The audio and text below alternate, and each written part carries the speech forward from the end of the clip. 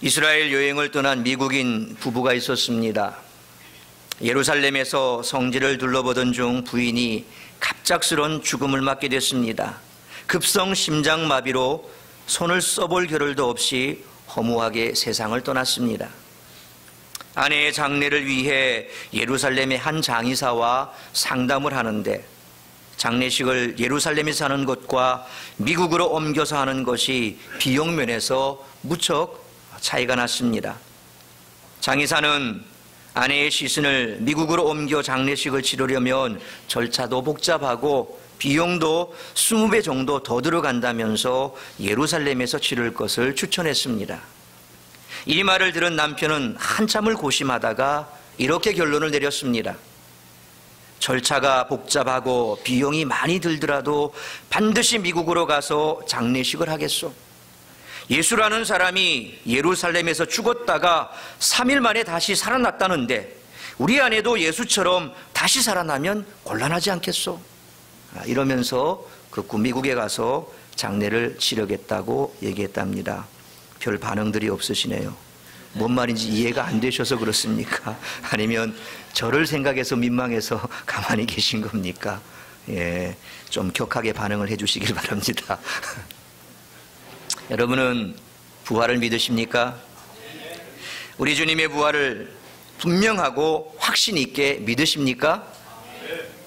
3분의 1은 주무시는가 봅니다. 아멘 소리가 없네. 아까 미국인 그 남편처럼 부활하기가 싫으신 모양이죠. 다시 한번 묻겠습니다. 여러분은 부활을 분명하고 확신 있게 믿으십니까? 감사합니다. 십자가에서 죽으시고 다시 사신 예수 그리스도의 부활을 믿는 것은 기독교 신앙의 가장 중요한 신앙 고백입니다. 주님의 십자가의 고난과 부활은 죄인을 구원하시려는 하나님의 구원 사역의 중심적인 사건이기 때문입니다. 그래서 모든 복음서의 결론은 주님의 부활입니다. 그리고 우리의 신앙의 결말도 부활의 신앙, 부활의 복음입니다. 근데 여러분들도 느끼실지 모르겠습니다만 부활절이 올 때마다 늘 아쉬운 게 있습니다. 다른 절기들은 연중 내내 기념을 해도 이상하지가 않은데 부활절만큼은 그렇지가 않다는 것입니다. 예를 들어서 고난의 찬송은 다른 때 부르더라도 참 은혜가 되고 그 의미가 다가오는데 부활절 찬송만큼은 다른 때 부르면 뭔가 좀 어색하고 이상하다는 겁니다. 그리고 절기의 길이를 따져봐도 참 차이가 나지요. 저희 교회가 속한 대한예수교 장로회 합동교단에서는 1999년 정기총회에서 사순절에 대한 연구보고서를 채택한 뒤 사순절을 없앴습니다. 물론 아직 이 사순절을 지키는 교회도 있습니다. 모두가 다 안 지키는 건 아닙니다. 그러나 어쨌거나 우리 총회에서는 이 사순절에 대해서 이제 지키지 말자라고 결의를 했습니다. 이 연구보고서에서는 사순절이 교회의 절기가 아니고 천주교와 성공회의 고정된 절기인 만큼 성경적 절기로 보기에 바람직하지 않다라는 내용을 담고 있습니다. 그래서 저희 교회도 특별히 사순절을 교회력으로 지키지는 않습니다. 그러나 지난주 종료주의를 시작으로 한 주간을 고난주간으로 선포해 특별 새벽 기도회를 가졌습니다. 아무튼 타 교단의 교회들을 보면 사순절을 지나 고난주간을 보내기까지 그래도 꽤 긴 시간을 보내게 됩니다. 숫자상으로 보면 건 한 50일가량을 이렇게 고난주간 앞까지 예수님의 십자가를 묵상하는 그런 긴 시간을 갖게 됩니다. 그래서 그 의미를 충분히 묵상할 수 있는데 부활절만큼은 부활절 딱 하루로 끝나는 것입니다. 성탄절기도 마찬가지 아닙니까? 믿지 않는 사람들이 먼저 들뜨고 그 기간은 적어도 한 달 정도는 됩니다. 12월 달 들어서면 벌써 세상에서는 캐롤송이 막 나오기 시작하죠. 그러면서 점점 성탄절을 가까이 하면 가까이 할수록 사람들의 기분은 들뜨기 시작합니다. 세상 사람들이 먼저 들뜹니다. 광고를 해댑니다. 산타가 등장합니다. 그러면서 막 성탄 분위기를 부추깁니다. 그런데 부활절만큼은 어찌된 일인지 딱 하루뿐입니다. 그래서 평소에 우리가 불렀던 주님께 영광 혹은 예수 부활했으니 이런 찬송을 부르면 아이 절기도 아닌데 하면서 이상하게 생각합니다. 왜 이렇게 됐을까요? 사실 초대교회 사람들이 외친 메시지는 딱 한 가지였습니다. 예수 부활하셨다. 예수 부활하셨다. 그게 다였습니다. 그런데 그 단순한 한마디가 초대교회의 대부흥을 가져왔고 세계 선교의 초석이 됐던 것입니다. 그만큼 예수 부활하셨다라는 말은 강력한 메시지였습니다. 오늘을 살아가는 우리 역시 마찬가지입니다. 예수님을 믿되 먼저는 부활한 예수님을 믿어야 한다는 것입니다. 먼저 동영상 함께 보시겠습니다.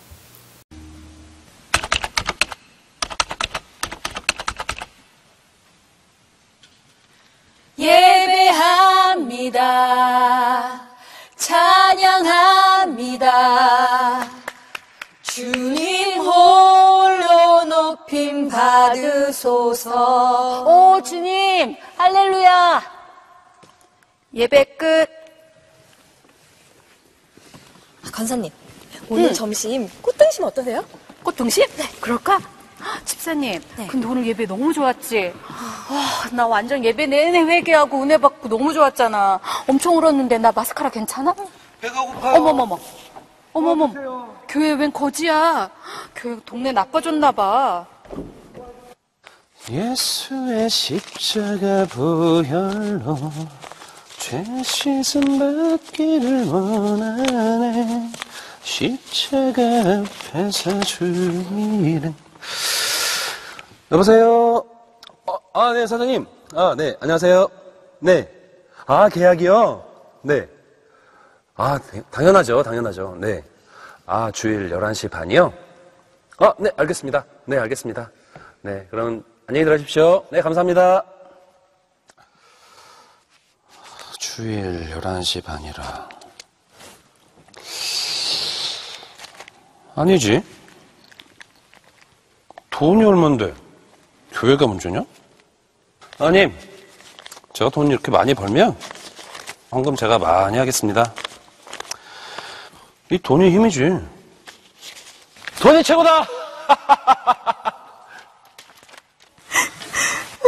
집사님, 무슨 일이에요? 네? 우리 남편이 실직했어요. 집사님, 우리 주님 붙들고 기도합시다. 제가 기도해 드릴게요. 다른 사람들한테는 말하지 말아주세요. 그럼요. 제가 기도할게요. 네? 힘내세요. 감사해요. 저 이제 가볼게요. 네. 감사합니다. 조심히 가세요. 네. 기도할게요. 네, 감사합니다. 주여. 기사님, 무슨 일이야? 나 오는 소리 듣고 왔는데. 그게 저 집사님 남편이 잘렸대. 근데 잘리는 건 능력순 아닌가? 내가 기도 모임 안 나올 때부터 알아봤어. 그렇게 연락을 해도 한 번도 안 나오더니만. 누가 아니래? 내가 보기엔 한참 멀었어. 그렇게 말이에요. 성필 씨, 오늘 고생 많았어. 이걸 어떻게 말해야 하나. 요즘 경기가 어려워서. 내일부턴 안 나와도 될 것 같네. 미안해.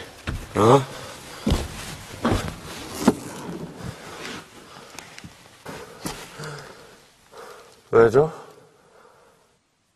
왜요? 대체 내가 뭘 그렇게 잘못했는데요? 네? 열심히 살고 있잖아요. 네? 왜요? 왜? 대체 왜?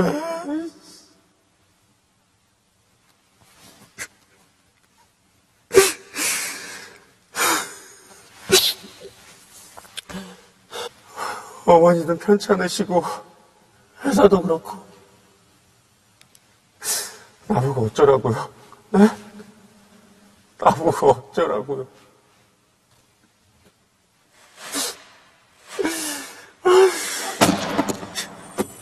영상 잘 보셨습니까?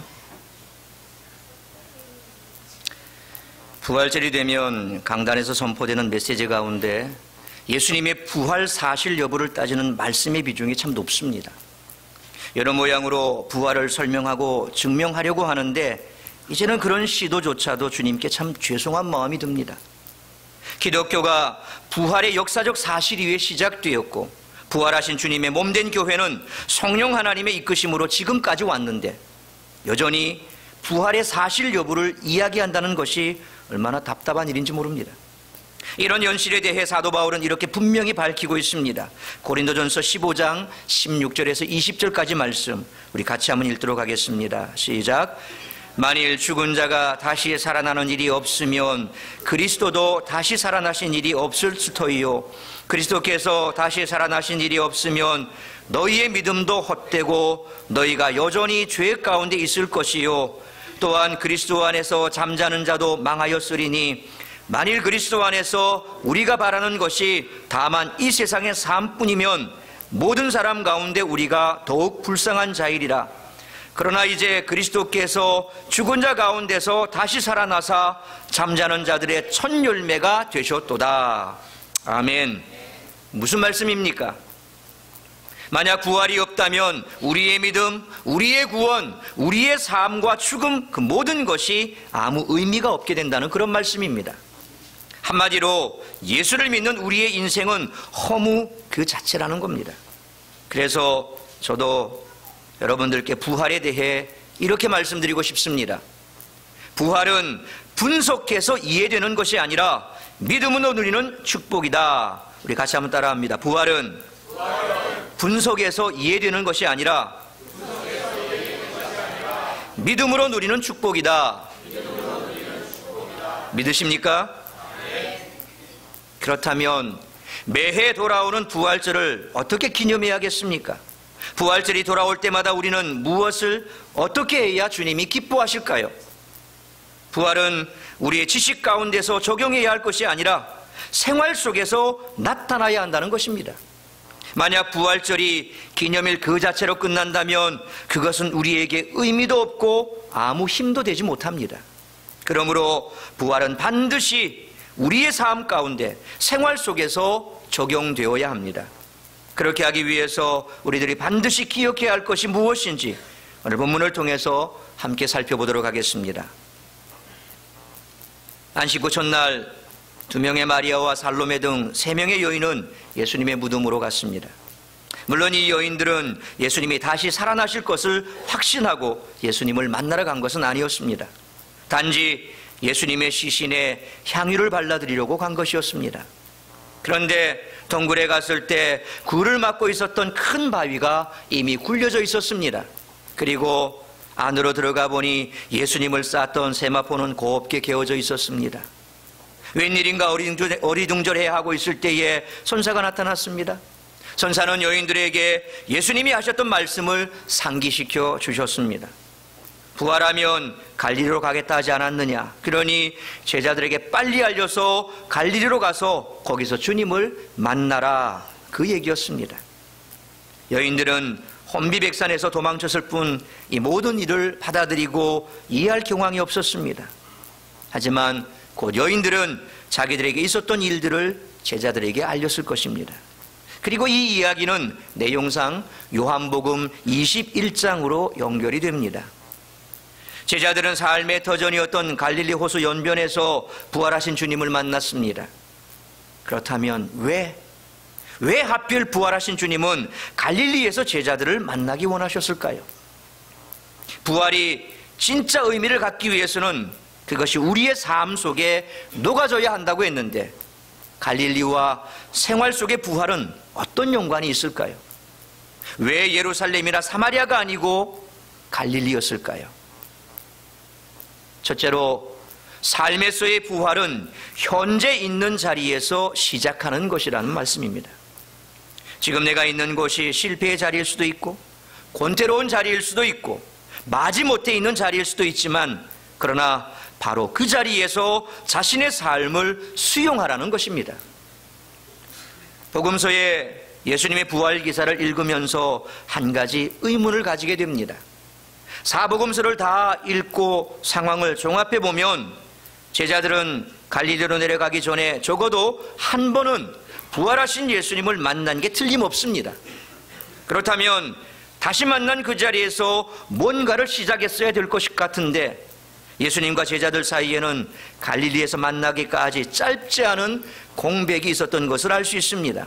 그리고 정황상 제자들이 갈릴리로 내려간 건 역시 여인들이 전해준 예수님 소식 때문이라기보다는 어쩔 수 없는 선택이었다라고 생각됩니다. 왜? 누구보다도 예수님의 부활을 기뻐해서야 할 제자들이 이렇게 의기소침해 있을까요? 그리고 전에 하던 어부일을 다시 시작하게 된 이유가 무엇이었을까요? 그 이유에 대해서는 조금만 우리가 생각해 보면 어렵지 않게 이해할 수가 있습니다. 바로 예수님이 돌아가시기 전 자기들이 한 짓이 있기 때문입니다. 그렇게 예수님과 함께 생사고락을 같이 하기로 장담했건만 예수님이 잡혀가시자 다들 도망가기 바빴습니다. 그리고 고난당하시고 십자가에 달려 돌아가실 때까지 모두들 쥐 죽은 듯 벌벌 떨며 숨어 있었습니다. 아마도 한동안 후회의 날들을 보내고 있었을 것입니다. 그런 마당에 돌아가셨던 예수님이 다시 나타나시니까 기쁘기보다는 별 면목이 없었던 것입니다.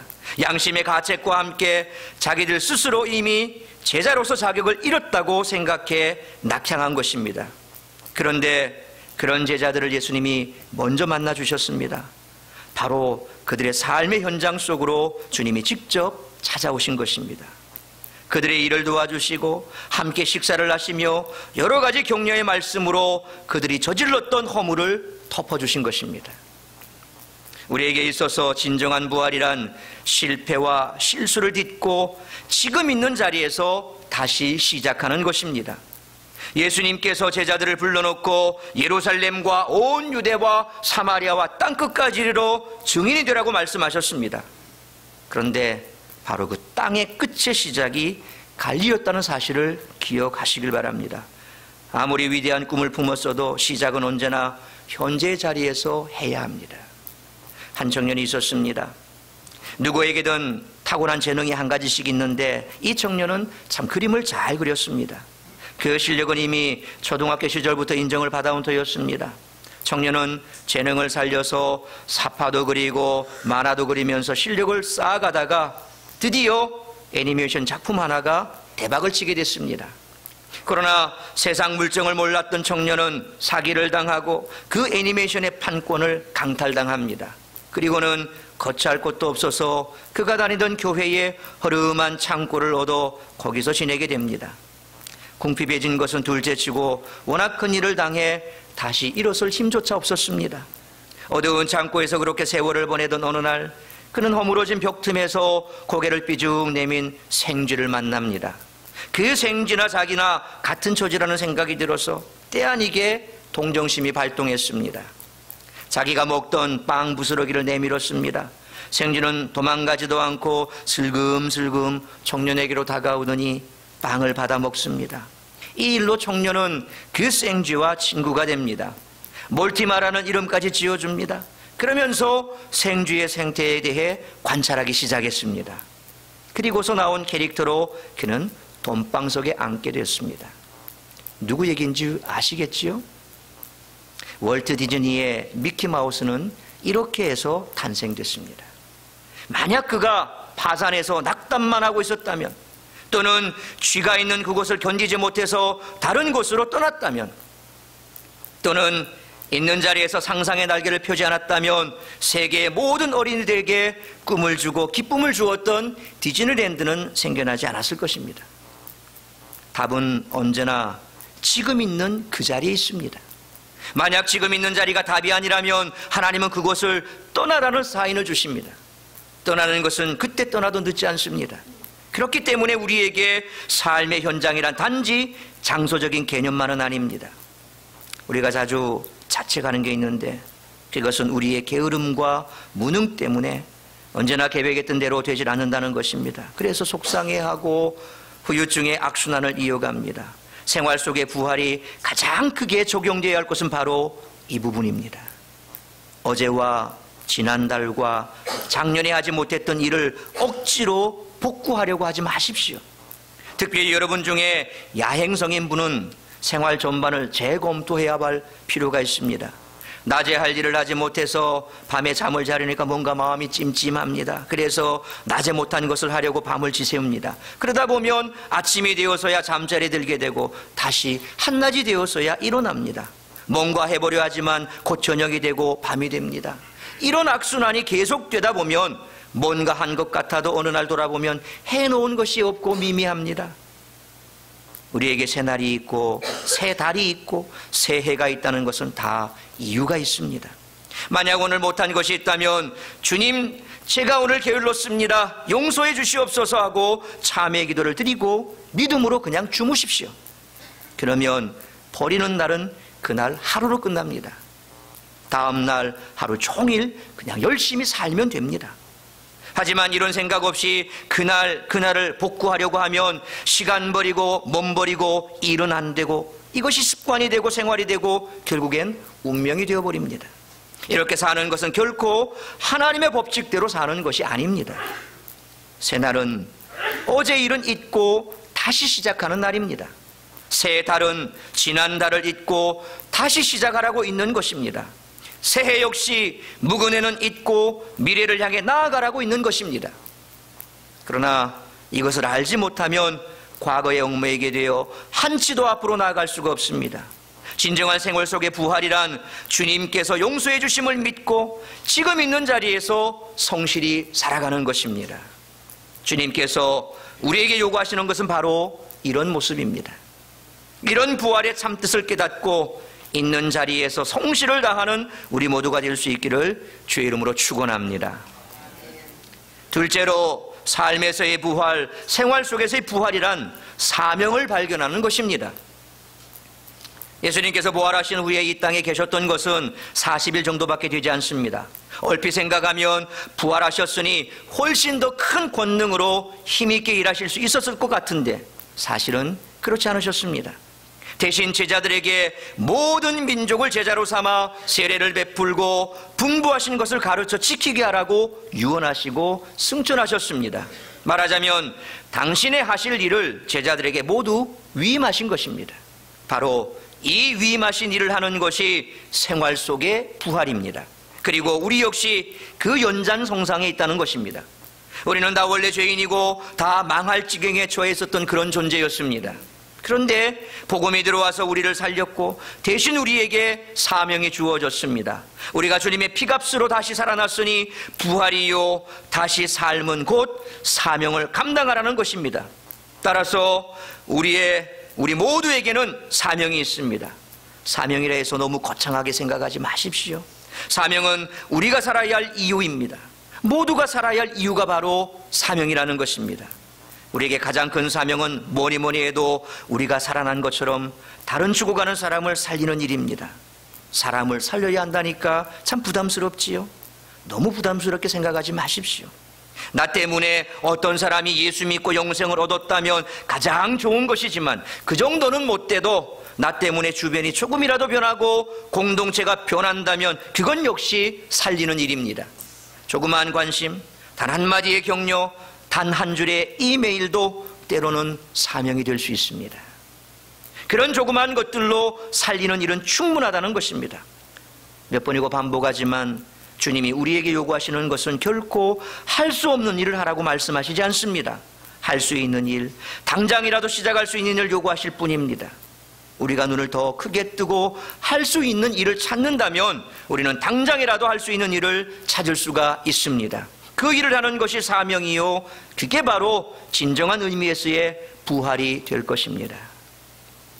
여러분 혹시 애슐리 스미스라는 이름을 들어본 적이 있습니까? 법정 총기난사 살인범에게 7시간 동안 인질로 잡혀 있다가 풀려난 뒤 경찰에 신고하고 범인을 투항케 한 26살의 미망인 여인으로 영웅, 천사 등의 칭호를 얻으며 미국 언론으로부터 화려한 조명을 받았던 여인입니다. 이 사건으로 그녀는 $60,000의 신고 보상금을 받은 것은 물론 출판사 4곳으로부터 출판 계약 제한 및 영화 제작 제의까지 받는 등 33세의 흑인 살인범 브라이언 니콜스와의 만남으로 그녀의 인생은 완전히 뒤바뀌어 버렸습니다. 2005년 3월 11일 당시 그녀는 26살의 나이에 5살짜리 딸을 둔 미망인이었습니다. 그날 오전 그녀가 살고 있던 애틀란타 법원에서는 전 미국이 놀랄만한 총기 사건이 일어났습니다. 브라이언 니콜스라는 흑인 남자가 판사를 포함해서 4명의 사람을 쏴 죽이고 도주했던 것입니다. 많은 인원이 동원돼서 범인의 행방을 쫓았지만 그를 찾을 수가 없었습니다. 애슐리가 집에 돌아온 것은 새벽 2시쯤이었는데 그녀는 집 앞에서 총을 들고 위협하는 범인에게 잡힙니다. 그리고 그와 함께 자기 아파트로 들어왔습니다. 그 남자가 자신을 폭행하고 죽일지 모른다는 두려움과 불안으로 떨었지만 그녀는 침착하려고 애를 썼습니다. 범인은 접착 테이프와 전깃줄로 그녀를 묶고 침실에 앉혔습니다. 그리고는 그녀의 눈을 가린 후에 욕실로 가서 샤워를 하고 옷을 갈아입었습니다. 범인은 침실로 들어와서 그녀를 풀어줬습니다. 그리고 두 사람 사이에 이제 대화가 시작됐습니다. 애슐리는 조금이라도 자극적인 언어를 사용하지 않으려고 애쓰면서 이야기를 풀어나갔습니다. 내일 아침 딸을 만나야 된다는 이야기도 했고 어두웠던 어린 시절 이야기도 했습니다. 그렇게 조금씩 대화가 진전되자 애슐리는 그에게 리고렌 목사님의 목적이 이끄는 삶책을 꺼내 읽어주기 시작했습니다. 애슐리는 그의 마음이 조금씩 열리기 시작한다는 것을 느꼈습니다. 그러다가 애슐리는 4년 전 남편이 그녀의 팔에 안긴 채 죽고 간 이야기도 나누었습니다. 또 그가 법원에서 도주해서 여기까지 오게 된 것도 기적임을 말하면서 그 이면에 분명히 뜻이 있음을 강조했습니다. 그 뜻이란 그가 잡혀서 감옥에 들어가 많은 죄수들에게 하나님의 말씀을 전하는 것임을 말했습니다. 그녀가 한 말 중 가장 자극적인 얘기였지만 범인은 고개를 끄덕였습니다. 애슐리는 중간에 도망칠 수도 있었고 니콜스가 침대에 놓아둔 권총을 빼앗을 수도 있었으나 그녀는 그렇게 하지 않았습니다. 새벽녘에 애슐리는 드디어 범인에게 결정적인 얘기를 듣습니다.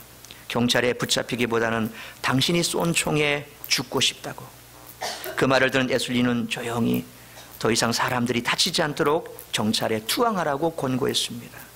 그리고 범인에게 팬케이크를 구워서 아침 식사를 줬습니다.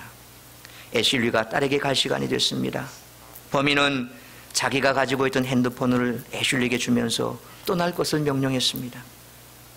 그런 그의 눈엔 눈물이 그렁그렁 맺혀 있었습니다. 그는 애슐리에게 자기의 남은 돈을 다 가져가라고 했습니다. 애슐리는 아파트를 나왔습니다. 그리고 경찰에 연락했습니다. 경찰이 출동해서 그녀의 아파트를 에워쌌을 때 범인 브라이언 니콜스는 흰 천을 흔들며 순순히 투항했습니다. 애슐리는 후에 TV 인터뷰에서 이렇게 말했습니다. 니콜스는 그렇게 나쁜 사람이 아닙니다. 그는 나를 하나님이 보내신 천사라고 생각했습니다. 그녀는 울면서 그렇게 말했습니다. 애슐리는 역시도 걸어온 인생이 평탄치 않았습니다. 10대 때 상점에서 물건을 훔치다 붙잡혀서 1년 동안 보호관찰 처분을 받기도 했고 음주운전, 과속, 폭행 사건에 연루돼서 거칠고 험한 세월을 그녀 역시도 살았습니다. 남편이 흉기에 찔려 세상을 떠난 후 5살 난 딸을 친정에 맡기고 응십정에서 일하면서 간호보조원 과정을 공부했습니다.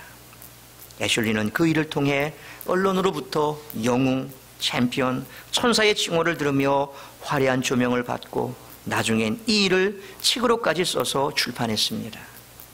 그렇지 않아도 베스트셀러였던 리고렌 목사님의 책은 그 뒤에 3천만 부나 더 팔렸다고 합니다. 여러분, 생사의 갈림길에서 7시간이나 그녀를 버티게 해주었던 그 힘의 원천이 과연 무엇이었을까요? 흉악한 범인의 마음을 녹이고 이것이 끝이 아니고 그에게 사명이 있음을 깨우쳐 주기까지 한 그 힘이 과연 무엇이었을까요? 그녀는 부활의 의미를 제대로 안 것이었습니다. 그녀는 부활의 주님을 만났던 것입니다. 어두웠던 과거를 극복하고 자기의 사명을 깨달은 것이 그 증거입니다. 바로 그 사명이 위기를 무릅쓰고 한 생명에게 그리스도를 소개한 힘이 된 것입니다. 그리고 그녀를 통해 전파된 복음은 분명히 감옥에서 또 다른 생명을 살렸을 것입니다. 매년 맞이하는 부활절에 우리가 할 일은 우리 역시 부활을 경험하는 일입니다. 그런데 그것은 멀리 있지 않습니다. 생활 중에도 얼마든지 체험할 수 있는 일입니다. 애슐리 스미스 같지는 않더라도 우리 역시 다시 시작할 수 있고 사명 따라 살 수 있습니다. 그리고 그 열매는 하나님이 허락하시면 단 한 번이라도 헤아릴 수 없을 만큼 수많은 열매가 열릴 수 있다는 사실을 기억하시길 바랍니다. 동영상 함께 보시겠습니다.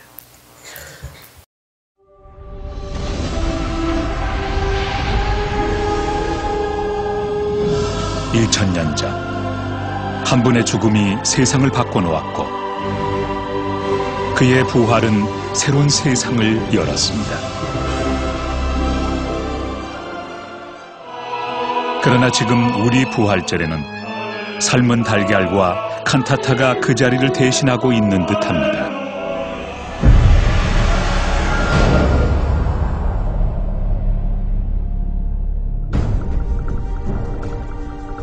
예수의 제자들은 3년간 예수와 같이 살았지만 그분이 말씀하신 부활의 의미는 알지 못했습니다.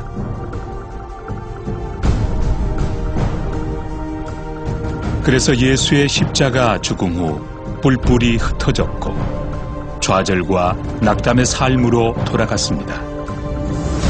그런 그들이 변했습니다.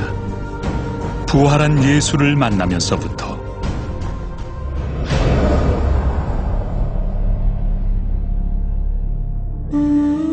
부활한 예수님은 엠마오로 가는 두 제자에게 말씀을 가르치셨습니다. 그들이 말씀의 새로운 의미들을 알아갈 때 마음이 변하기 시작했습니다. 그리고 그분이 부활하신 예수님임을 알게 되면서 그들은 변했습니다. 밤새 그물질하던 제자들은 부활한 예수를 만나고 나서 더 이상 과거의 삶으로 돌아가지 않았습니다. 그것은 여태까지 경험하지도 알지도 못한 새로운 세상이 있다는 것을 알았기 때문입니다. 생명을 창조하시고 생명을 다시 살리시는 하나님을 똑똑히 알게 되면서 그들은 부활한 예수를 전하기 시작했습니다. 그것이 그들의 삶의 가장 중요한 일이 되었습니다. 우리는 보통 십자가에만 열광을 하고 그 십자가로 인한 대속이 복음의 핵심이라고 생각하지만 사실 이 십자가의 의미가 제대로 살아나는 것은 우리가 부활을 함께 생각했을 때입니다.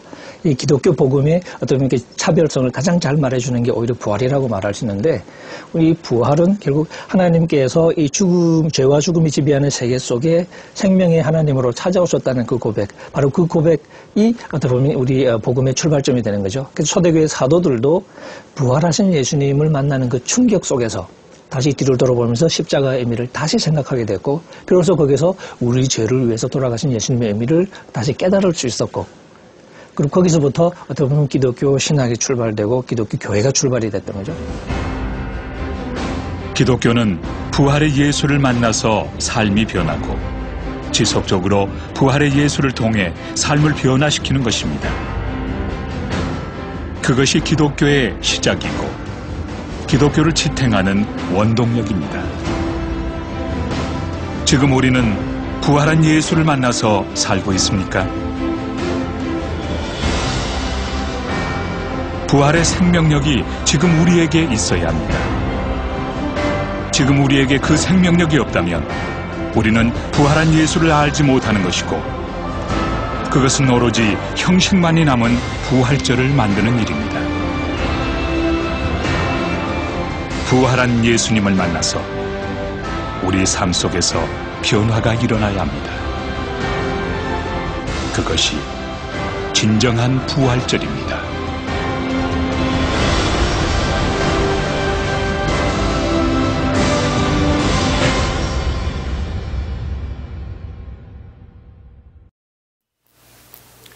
지금 있는 자리에서 다시 시작하시기 바랍니다. 지나간 어제는 잊고 새로운 날들의 성실을 다하시기 바랍니다. 또한 사명을 발견하시기 바랍니다. 우선 조그만 사명부터 감당해 나갑시다. 그러면 점차 큰 일도 감당할 수 있을 것입니다. 살리는 일에 더욱 열심을 냅시다. 바로 그것이 부활의 진정한 의미일 것입니다. 이런 부활의 기쁨이 우리 모두의 삶 가운데 늘 충만하기를 부활하신 주님의 이름으로 축원합니다. 기도하겠습니다.